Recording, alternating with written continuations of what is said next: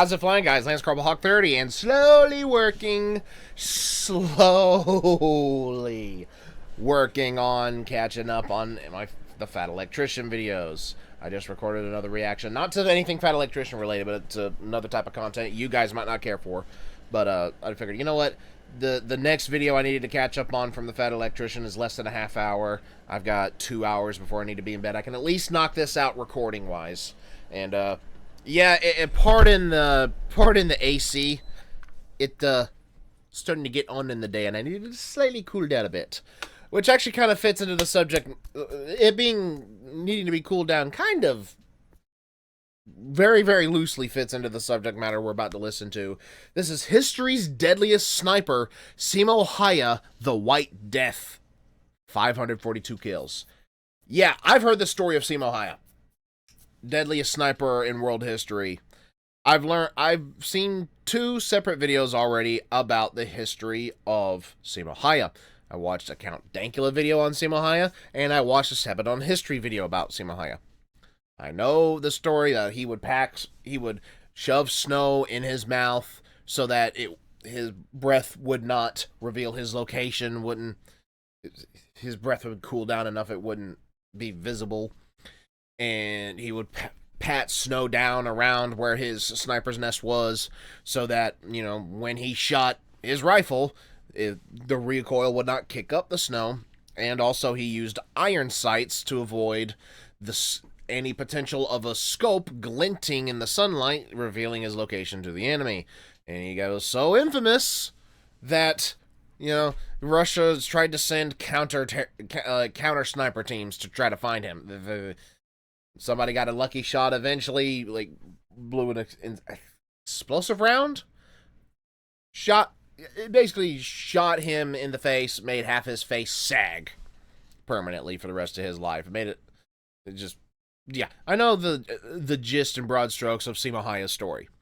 But I have not heard the story told through our man, Nick here, the Fat Electrician, who, at the time of recording, has been very successfully roasting the ever-living shit out of certain New York DA's offices for negligence in covering up abuse in the school system in the Buffalo. I am well aware of that going on, and congrats to Nick for just absolutely demolishing these self-righteous tards. They're like, oh, we gotta do things by the book. It's like, okay, you want to do things by the book? All right, let's see. Let's get a list of all the times you failed when you should have been doing things by the book. And hey, if you want to try to sue us, come at us, bitch. We've got the papers. So, major respects to Nick and everyone related to that incident, from the Unsubscribed podcast, who are standing up for the kids that are going through that. But that's not the purview of this video. I'm just mentioning it just so that, you know, it gets out of the way. Yes, I know that's what's going on currently, but we're getting to the content. I am not here for that particular discussion. I watch any updates relating to that in my own free time, but good lord, it's so satisfying seeing people like a Fat Electrician just tear down public officials for failing to do their job. Just something satisfying about it. Anyways, I'm going to stop yapping. This is a 4-minute long intro already. Let's get to history's deadliest sniper, Simo Häyhä, the White Death, by the Fat Electrician. Link to the original video will be in the description. Please make sure you've seen it before you watch my reaction. With that out of the way, let's go ahead and go. I've been making YouTube videos for about 3 years now, and this is probably the most requested video ever. The most requested. Today we're talking about the deadliest sniper. It's a shame that it's not Christopher Lee's story that's the most requested. I want to see him cover Christopher Lee. I've already seen a fairly detailed mini doc on Christopher Lee from Count Dankula's 2-parters, but I want to see the Fat Electrician try to cover that stuff and see just how, just have him talk about the 20th century's main character. Sniper of all time, Simo Häyhä, aka the Häyhä. White Death. The Finnish have a cultural concept known as sisu, and if you look at it at a glance, it can be easily confused with like tenacity or grit, but it's more than that. Sisu isn't just your ability to grit your teeth and push through adversity. Sisu is the personality trait that allows somebody to intentionally and stoically allow themselves to be immersed with adversity until they either become immune to it or become the adversity themselves. And in 1939, when a 33-year-old, 5-foot-tall Finnish farmer named Simo found himself on the battlefield defending his home, outnumbered 100 to 1, surrounded by death on all sides, rather than succumb to it, he became death itself. Yeah, like, it's one of those situations where from an outside perspective, given no context, you look at the man and go, it's manlit, we don't know, it's like, and then you see his kill count and it's like,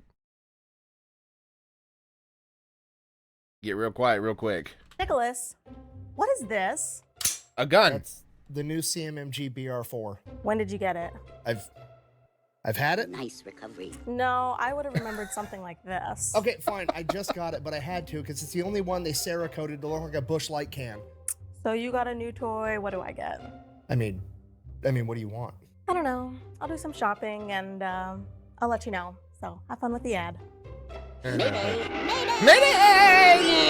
Nice edit there. Delete me. It's a super simple business model. You give them money, they turn around and they make sure that online data brokers are not selling your personal information I still online. need to Okay, get here's that the deal. service. Anytime you use a free service on the internet and you click that little box that says, I agree to the terms and conditions, you've basically just agreed to allow them to harvest as much of your personal information as humanly possible. They then turn around and sell that to online data brokers, and that's how they can afford to offer you a free service. But when you have Delete Me, they go and they monitor all of these online data brokers for your personal information, and then if they find it, they submit all the opt-out forms on your behalf, so they have to take down and stop selling that information. So when you buy Delete Me, you're not actually buying anything, you're just buying your way out of all the negative consequences of all the free shit that you've already gotten. And because they continue to monitor those data brokers, you're buying yourself out of all the future negative consequences of all the free shit that you haven't even gotten yet. So if you want to give Delete Me a try, there's going to be a link and a discount code down below. Let's get back to the video. Save yourself from the spam calls.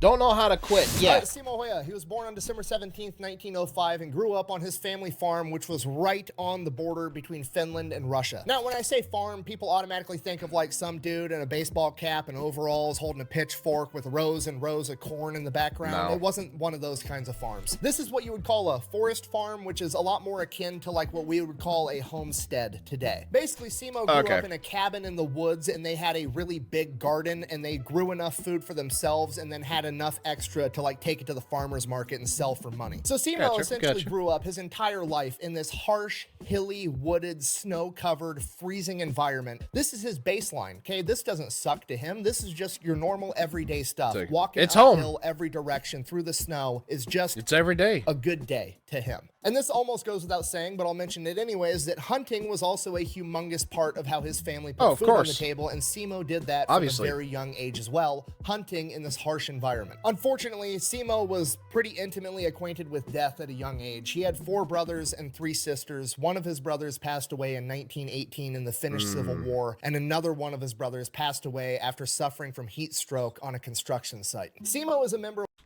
Yeah, I had a brother. It's been a bit since I have gone in depth about what happened to my brother Austin. He was killed 1 month before he turned 16. A meth head had gotten out of court after ratting on somebody so that he could avoid jail time. Got a slap on the wrist. Went out. Took somebody's truck. Didn't steal it. Like, he took a friend's truck that he was not insured under. He did not have a license. And he was high on meth. He went driving. And he hit my brother. Kept on driving.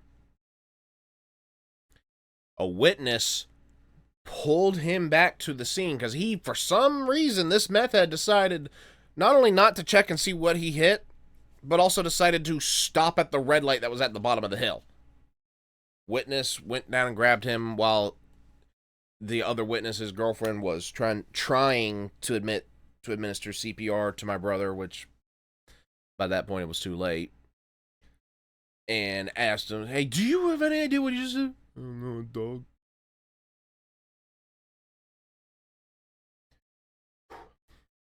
I'm not going to go much further into it, but yeah, I've experienced the loss of I've had the unfortunate experience of losing a brother when he was at a younger age. Of one of the last generations that didn't have the luxury of quitting. Okay, this guy was born, and the minute that he could walk, he was helping his family in their fight for survival. There was no quitting. There was doing or there was dying. And if you're not picking up what I'm putting down, the point I need you to get from this is Simo's a small guy. He's only 5 foot tall. He's 110 pounds, but he literally doesn't know what quitting is. Things that me and you would call horrific circumstances is just a Tuesday to him. Just life. It just doesn't even register that he should be having a bad time. He's literally just happy to be alive. At the age of 17, following in his older brother's footsteps, Simo joins the Finnish Civil Guard, which is equivalent to like the American National Guard. Essentially, they train on weekends and they'll train a couple weeks a year, being ready in case they need to be called up by their country. But the rest of the time, he's just going back being a farmer. As a member of the Civil Guard, he's issued one of the most iconic military service rifles of all time, the Mosin Nagant, a bolt-action rifle. He's also issued a small amount of ammunition to train with, but because of budgetary restrictions, they decided it'd be more efficient to just issue all of the Civil Guard members the materials they needed to load their own ammunition. So Simo was also manufacturing his own ammo. During his time in the Civil Guard, he receives awards for his excellent skiing capabilities as well as his physical conditioning. He is not a big man, but the dude is the Energizer Bunny. He can just go forever. In addition to that, he also immediately becomes well known for being an excellent marksman. Before he received any formal shooting training from the military, he entered a regional shooting competition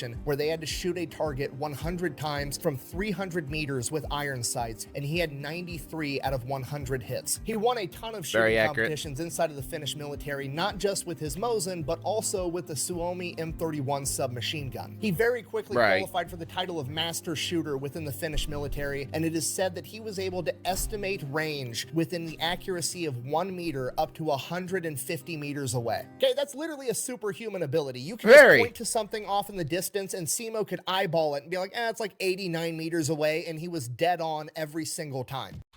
Extremely impressive, no matter what measurement system you're using, for anybody to be able to tell almost exactly to the dot how far away something is impressive, period. And like I mentioned at the start that I've already seen videos about Simo Häyhä, which is why I'm not being overly talkative this one. Like, there's not much for me to add that I don't already know, aside from the minor refresher, right? And that's not even the scariest part. The scariest part was how fast Simo could operate his Mosin bolt-action rifle. He could fire his Mosin accurately, insanely fast. So fast that they actually wanted to time him one day. So his buddies got a stopwatch, and they were going to time to see how many times Simo could hit a target 150 meters away with his bolt-action rifle in the span of 60 seconds. Simo scored 16 hits in the span of 60 seconds with a bolt-action rifle. He is the one. And just so we're on the same page, the Mosin Nagant only holds 5 rounds in the magazine, meaning that Simo shot the first 6 rounds, because there was 1 in the chamber, reloaded, shot the next 5, reloaded again, and shot another 5, hitting the target 150 meters away with fucking iron sights every single time. Okay, if you don't know much about guns, this is the only bolt-action rifle I have, but he had to do something like fire 1, 2, 3, 4, 5, reload the gun, and then he did that 2 more times in 60 seconds with 100% accuracy. So Simo is just a natural superhuman level shooter. And it was a top loader as well, if I'm not mistaken, right? The Mosin Nagant, you had to top load it, kind of like what you did with the M1 Garand, if I'm not mistaken. So it wasn't a case of you had a magazine on the bottom like you do with modern guns, just one click. You had to open it up and push down all the bullets into where they would fit, and then discard the clip that they came in. So, if I'm not mistaken, So this goes on for 2 years, and then at the age of 19, he ends up joining the Finnish active military, because at this point in time, Finland has mandatory service of 15 months. And Simo gets attached to a bicycle battalion, which is... it's something I honestly can't decide if it's hilarious or terrifying, the image of Simo rolling up to a battlefield on a bicycle. So he serves his 15 months in active duty military, nothing really going on at this point in time. Then he goes back into the Civil Guard and continues being a farmer. And that's pretty much all he's got going on for like the next decade. He's just in the Civil Guard, winning shooting competitions, going back home, taking care of his crops, and going hunting. The shelling of November 26, Manila. 1939, an event known as the shelling of Manila happens. The real quick, oversimplified version of this is essentially Russia wants to take over Finland. Finland isn't down with that, so Russia now has to come up with a reason to go to war with Finland. They can't find any legitimate reasons, so they fabricate one. Simply put, this is a false flag event. The Russian military shells near a Russian town near the border with Finland. They then turn around and say, well, actually, Finland is trying to shoot artillery at our town, so we're going to go to war with them. Finland obviously denies shelling the Russian town because, well, they didn't actually do it, and they offer over to Russia like, hey, we're willing to let a third-party independent investigator come in and determine what happened. We did not do this. Russia declines and then invades Finland 4 days later. Oh, no! Russia sends in 450,000 soldiers to attack Finland. Okay, to put that into perspective, the total population, not the military, 1,000 soldiers. I forgot the number. Russia sends in 450,000 soldiers to attack Finland. Okay, to put that into perspective, by any metric. The total population, not the military, the total population of Finland at this point in time is about 4 million people. So 25% of the entire Finnish population is getting sent in with guns to attack Finland. And those 450,000 Soviets are being backed up by the Soviet population of 168 million. Seems fair. Calling this a David versus Goliath type situation is putting it mildly. On paper, Finland doesn't stand a chance. But Finland does have a couple of things going for it because in the years leading up to this, Stalin conducted the Great Purge, essentially killing off all of his high-ranking and knowledgeable military leadership because he was worried that they were going to try to overthrow him. So by and large, the Soviet military at this point in time is pretty incompetent. And the Finnish, well, they're finished. They've got that going for them. Okay, if you've read enough history, you know there's a couple of quick life hacks if you want to live a long, happy life, you know, like don't smoke, eat a good diet, never try to fight the Filipinos in the jungle, and never try to fight the Finnish people in the snow. It's just a bad time. That would be unwise. Adopted the dark. I was born in it.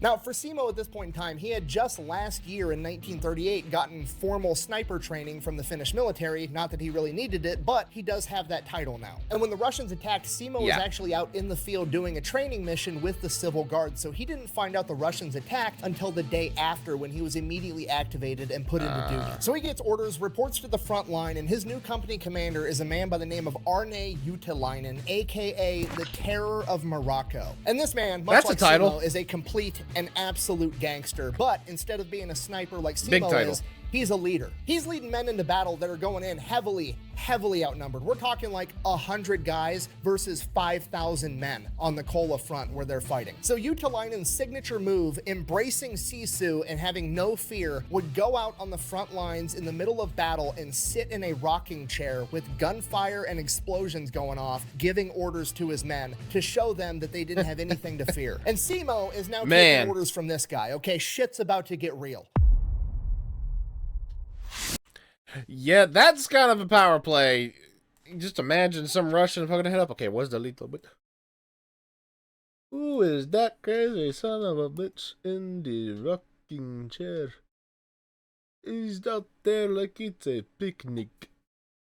Probably butchered the accent, but I don't care. So Simo shows up, they start digging trenches, laying out barbed wire, setting the front line. They end up fighting their asses off for 2 days straight. After that, they actually end up receiving orders to fall back a little bit, which they do. That becomes like Utilainen's thing. Like, we're not retreating unless we receive orders. We are going to stand here and fight till the bitter end unless ordered to do otherwise by our superiors. So they fall back, and Utilainen knows that Simo is like from this area. Like, his farm is right down the road. He knows the area, he knows the terrain. So he grabs Simo and he's like, hey, I need you to sneak behind enemy lines and start cutting all the telephone wires. To which Simo replies, and I quote, I'll try my best. And Simo's best is absolutely enough. He sneaks behind enemy lines, he's cutting all the telephone wires, just wreaking havoc behind enemy lines. Ends up making it back completely unscathed, at which point Utilainen is like, okay, this dude's super sneaky, he knows the terrain, I'm just gonna make him like my go-to sniper for all my shit. Shortly after this, on the Kola front, where Utilainen is in charge, there's a Soviet sniper that keeps taking out platoon leaders, okay? They're specifically targeting his officers, his best guys. Utilainen cannot have this happen. He turns to Simo,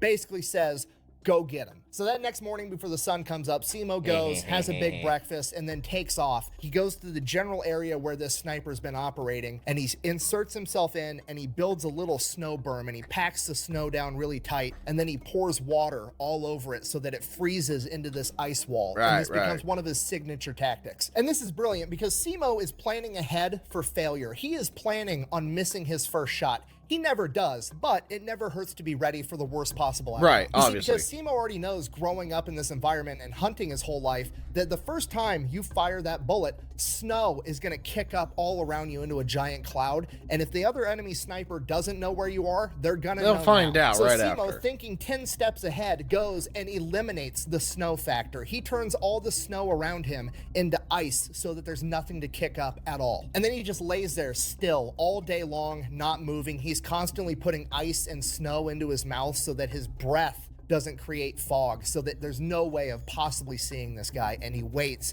and he waits all day long, and soon enough the sun starts going down. And as the sun is going down behind Simo, he ends up catching a glint off the enemy sniper's scope, but he's not in a hurry, so he waits. So now he knows where the enemy sniper is, but he's patient, and he just keeps waiting, and he keeps waiting, and the sun keeps going further and further down, and it's getting darker and darker, and soon we're at the point where there's going to be nothing but starlight in 15 minutes. And at that point, the Soviet sniper just stands the fuck up out of nowhere, like it was the bell just rang, and it's lunchtime at the factory. Lunchtime? He just gets up because his shift is over, Death and he starts time. walking back to camp, and Simo drops him one shot straight to the head. What an idiot! So Simo reports back to Utalainen, hey, solved the problem, no issue. It's been like 18 hours and Simo's already got this guy down, and this guy's been wreaking havoc on his men for like a week and a half. So Simo is obviously super legit, at which point Utalainen basically just lets him off the leash. Like, hey, whatever you're doing, just fucking keep doing it. Go Do win. it. And this is what Simo does every Do single what you day. do He goes out best. and builds his ice berm.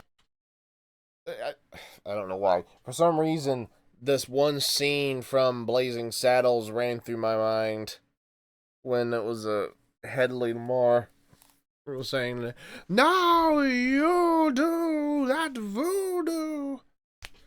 Wait, what? No, you go to do that voodoo that you do so well. I can't believe I butchered that. Cannot believe I butchered that. I love that movie and I butchered that scene. I'm sorry.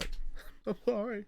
Into a couple of different locations that he has already set up, and he is just picking off Russians left and right. And unlike other snipers at the time that were trying to prioritize high-value targets like officers, Simo absolutely was not, which makes sense because his family farm is right down the road. Like, his family, his friends, where he grew up is literally under attack right now. If you were wearing a Russian uniform and he saw you, you were a dead man. Simo got asked about this later in life, and he replied, and I quote, "I shot when I saw the enemy. I didn't care if they were a leader." Simo is literally treating the front line like it is a shooting gallery at the state fair. There are multiple days where he is logging between 10 and 20 confirmed kills. So at this point, Simo starts to get a ton of notoriety within the Finnish military, and it gets to the point where whenever there's a problem, it doesn't matter if it's a forward observer that's shooting accurate artillery, it doesn't matter if it's an enemy sniper, anywhere on the front line, they would send for Simo, and they would pick him up, escort him to that part of the front. One moment.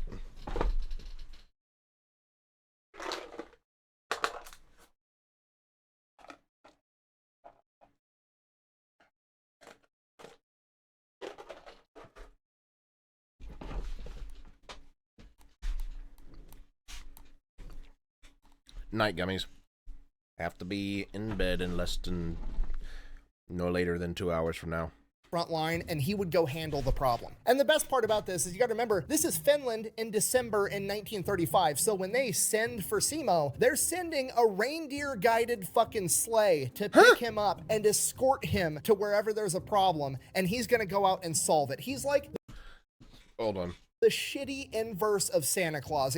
I was just about to make a Santa Claus joke, but I had a feeling he was going to say something like that. It's like, ho, ho, ho, go shoot him, Simo. Except instead of leaving a lump of coal in your stocking, he's going to put a piece of lead in your fucking forehead. Yeah. Witnesses? So around Classic. this point, Simo starts to gain notoriety with the Soviets, and they start calling him Belia Smrt, aka the White Death. The Soviet government puts a huge bounty on Simo's head. They're sending in counter-sniper teams to take out the White Death, and every single time Simo kills all of them. They never stood a chance. The man can shoot 16 rounds a minute accurately out of his Mosin. He's wearing white camouflage in the snow. He's turned all the snow out of his Mosin. He's wearing Okay, so I did see where the shot came from. white camouflage in the snow. He's turned all the snow around him into ice, so there's no kicking up snow. You can't see his breath. He doesn't have a scope to catch a glint of. He's literally eliminated luck from the scenario. He is a complete ghost, and he's just wiping the floor with the entire Soviet military.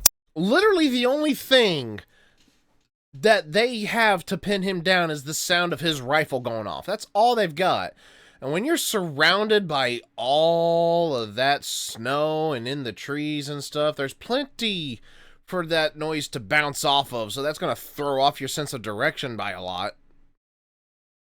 So, good luck, punk. So eventually the Soviets are like, okay, we're just going to quit fucking with this guy. We're going to quit sending men into that area of operation where we know the White Death is, and we're just going to focus on other areas. And Simo takes this as his opportunity to go play offense. So he goes to Utalainen and is like, hey, give me a squad of guys. I'm going to lead them into battle. We're going to go behind enemy lines, and we're going to take the fight to them. So Simo starts leading a squad past enemy lines at dusk every night, and they would literally ski miles and miles behind enemy lines where the Soviets think they're safe. And back there, they just have these massive bonfires that they're all sitting around eating dinner, drinking, smoking, having a good time at the end of the day. And Simo and his men would ski to within like 100 meters of them, dismount, and low crawl till they were right up on top of them. And then Simo and his men would pop up with submachine guns, mow down all the Russians, and then steal all their equipment, all their guns, all their ammo, all their food, and fucking bounce back to the front line. Okay, it's literally guerrilla warfare on ice. It's absolutely terrifying. And you gotta realize, this is all within the span of like a month. By December 25th, 1935, Simo already had over 100 confirmed kills, and his record was 25 men in a single day. So the Soviets double, they triple their efforts trying to take out the White Death. They start sending in counter sniper teams with forward observers with them,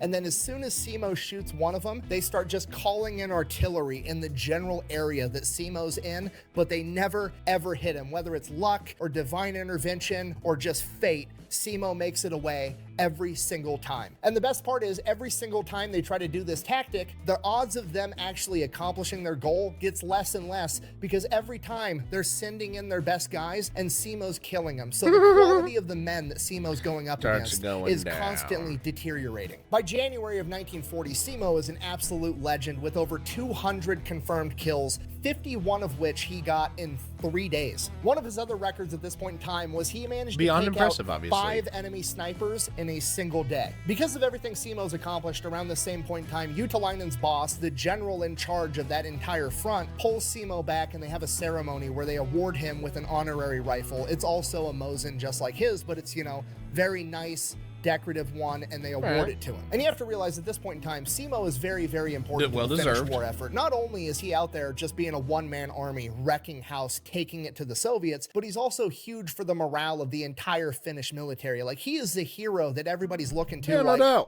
This guy's on our side. We might be able to win this. He is such a big deal that the general's wife knits him a pair of wool mittens, okay? It sounds like just like a nice pleasantry, but do you know how fucking gangster you have to be for the general's wife to feel motivated to knit you in particular a pair of mittens? Okay, that means the general is going home every night telling his wife, like, sweetheart, the White Death is the shit. He's the key to winning this war. He's everything right now. And the wife is like, oh shit, I better do something nice for this guy because he's literally gonna save the whole country by himself. So Simo gets his ceremonial rifle, gets his wool mittens. Just imagine if they had another sniper just as even remotely capable as him. Like, imagine 5 snipers in the same vicinity of skill as Simo Häyhä. How devastating that would be. How even more devastating the Russian loss would have been. Because they had their asses handed to them big time in that war. They really did. If you look at compare how many each side lost, like that's a very big disparity in how many each side lost during the Finnish-Russian War.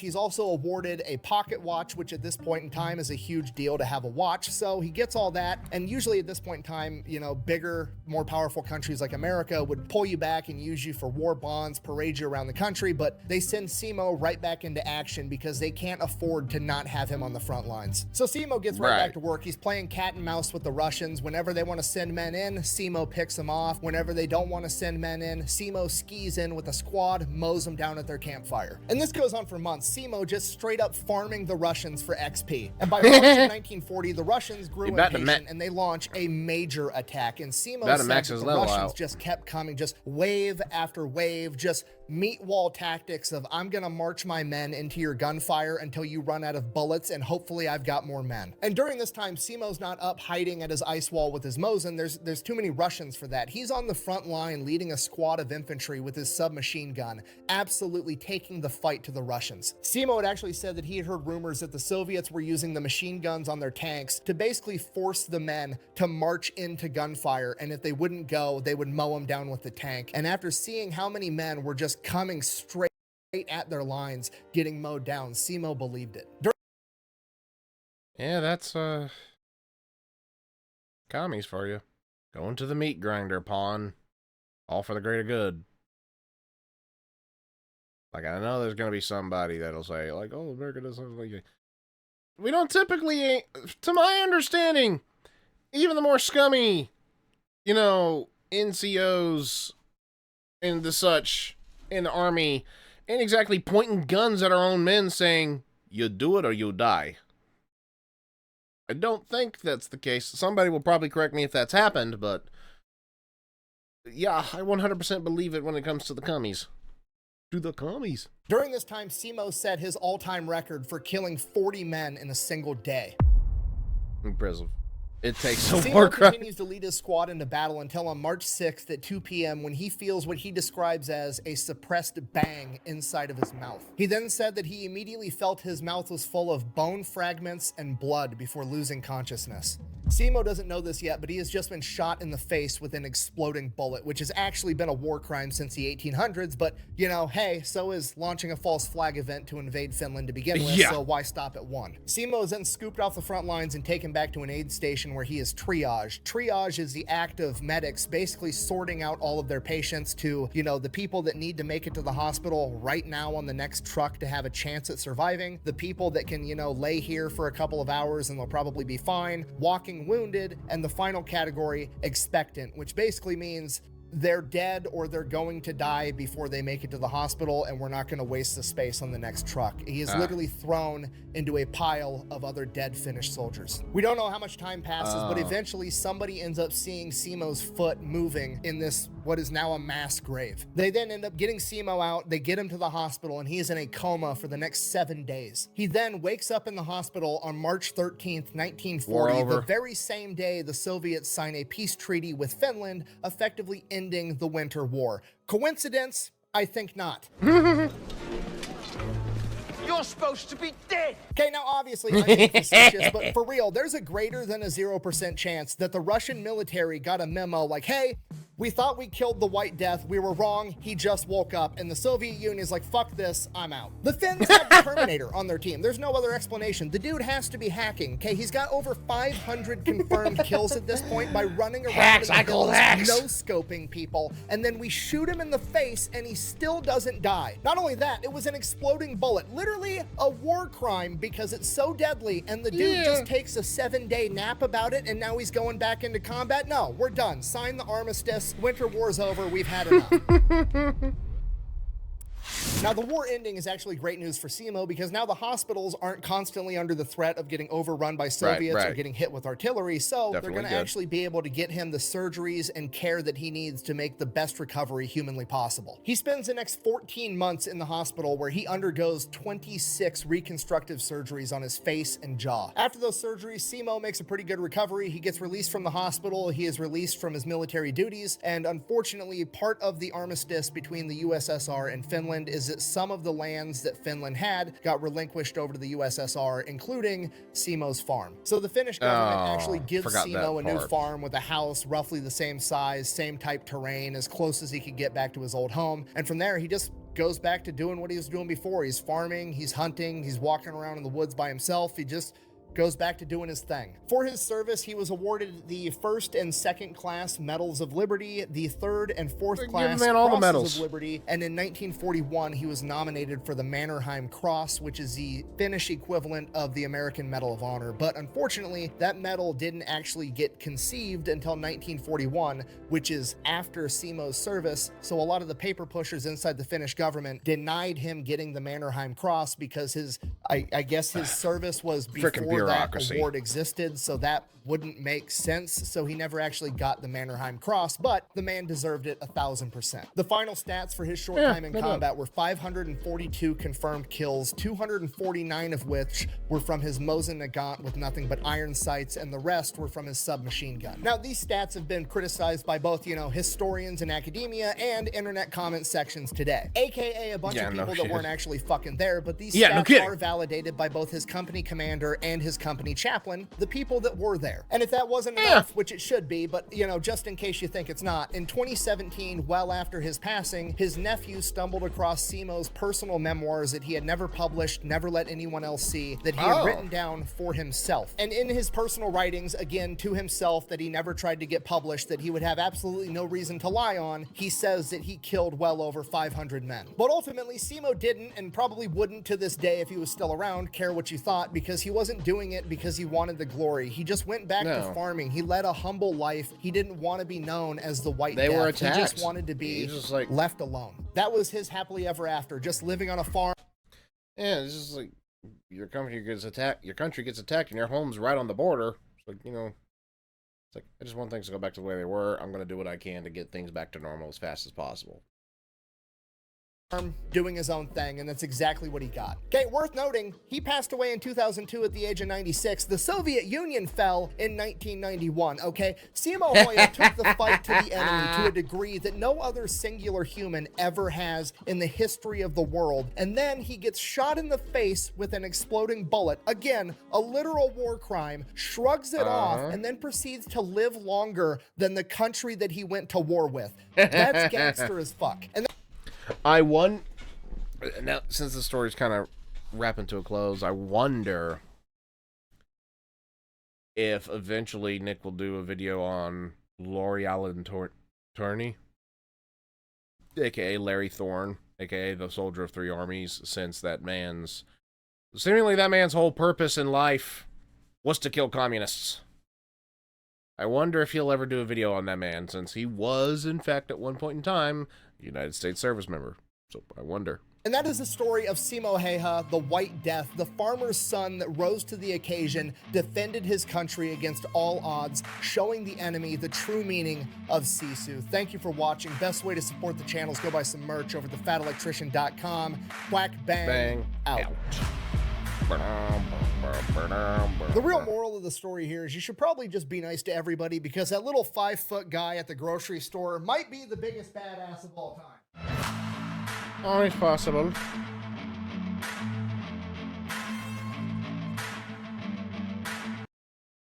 Okay. That was a good presentation. There's a part of me that wishes I had more to say, but then again, no, having more to say might entail, not knowing anything about Simo Häyhä's story. Simo Häyhä. I've heard it pronounced both ways now. But yeah, it's definitely interesting going into a video already knowing about the topic that the video is on, and then trying to come up with something to add to it. So you probably could tell there were definitely plenty of places I was just I'm mentally trying to come up with maybe a joke to add or something, but it's just, there's not much I can really work off with this, just because I really, it's just like, I already know the story in general terms, right? So, but it's nice to hear it from a different perspective nonetheless. Anyways, I'm gonna leave it there. It's time for me to get ready for bed. I'm starting to get tired. And I gotta cool down the room because it gets hot here in Georgia, and even though it's not the hottest day it's been so far this year, I gotta cool down. What did you guys think? Let me know in the comments down below. Like if you enjoyed, comment what your favorite part of this reaction was, subscribe if you're new, and tap the bell to get notified whenever I upload a video so you don't miss any reactions, gameplay, or otherwise from me. Also, go check out my Discord. Link is in the description. Come join me. We'll talk. Post memes, songs, videos, artwork. You can start promote your own stuff. Just have some fun. This has been Lance Corporal Hawk 30, signing off.